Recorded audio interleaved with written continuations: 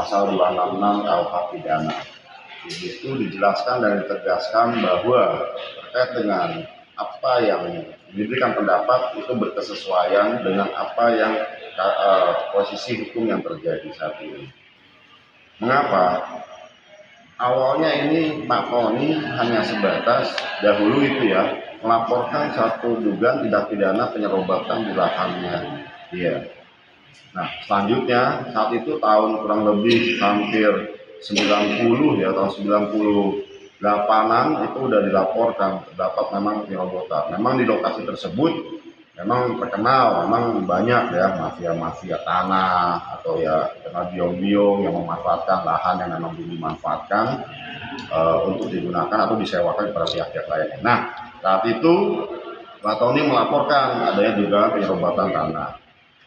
Pada saat melaporkan di Polres Jakarta Utara, ternyata dokumen kepemilikan Pak Tony ini kan memang waktu itu masih yang lama, masih pusaka rakyat, belum berubah menjadi Jakarta Utara. Pada itu kan belum ada, sudah ada pemekaran tapi belum dirubah. Nah penyidik saat itu menyampaikan, Pak tolong ini dirubah dulu, ini masih yang lama. Ya kan memang tidak akan merubah kepemilikan itu sendiri dari Pak Tony. Sertifikat atas nama tetap atas Pak Tony, hanya yang berbeda adalah masih di wilayah Bekasi, sedangkan saat itu sudah Jakarta Utara. Nah atas itu Pak Tony minta bantu waktu itu, ya udah bang, tolong dibantu diurus. Kebetulan dia sibuk, udah diurus lah, permohonan dan sebagainya dibuat. Sudah saat itu tiba-tiba ya prosesnya pengukuran dan lain sebagainya atau apapun juga Pak Tony juga tidak diinfokan, tidak diundang dan dipanggil. Nah setelah jadi serahkanlah sertifikat ini Pak, sudah ganti belangko Jakarta Utara,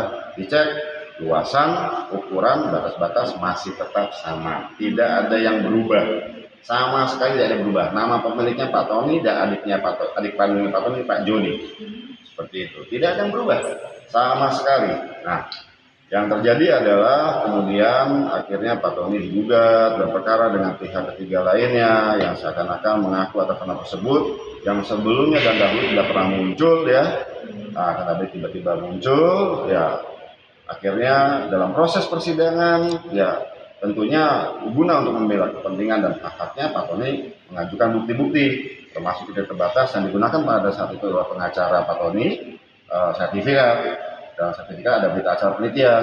Nah disitulah muncul adanya dugaan bahwa berita acara ini diduga palsu atau ada keterangan yang dipalsukan, seperti itu. Kenapa? Dalam berita acara penelitian saat itu terdapat ada tanda tangan pihak nama seseorang ya yang merasa dirinya tidak pernah tanda tangan. Makanya tadi saya tanyakan pada ahli, pendapat ahli bagaimana? Apakah seseorang yang tahu-tahu tiba-tiba muncul mengaku namanya sama, akan tapi dalam berita acara penelitian tersebut tidak ada identitas orang tersebut, apakah dia bisa mengaku? Nah, hal tersebut kan harus dibuktikan terlebih dahulu bahwa orang tersebut adalah orang yang sama yang bernama sama tertulis dalam berita acara penelitian tersebut.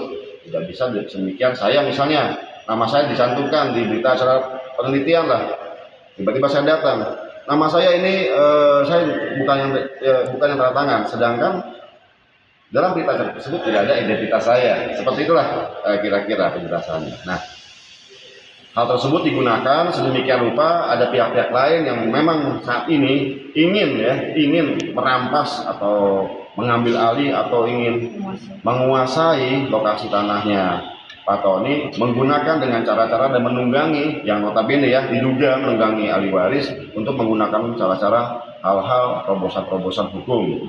Memang terbukti selain di perkara pidana ini dari 2014 ya sudah dilaporkan, baru saat ini disidangkan. Saat itu sudah di SP3, akan tetapi ada putusan pra peradilan yang menyatakan berita acara ini adalah akta otentik.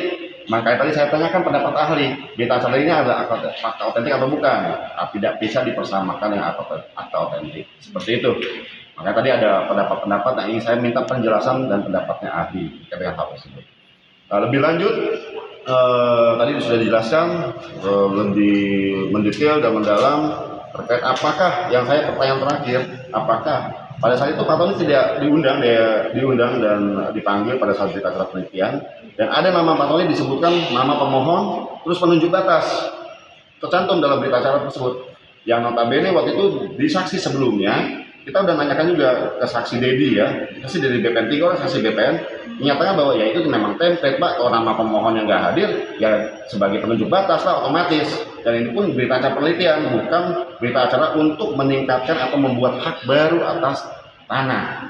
Jadi hanya sebatas yang di belakang ya cuma berdasarkan data yang lama ya kita copy paste aja, selesai di situ. Yang penting kita cek di lapangan, batas-batas luasan masih sama.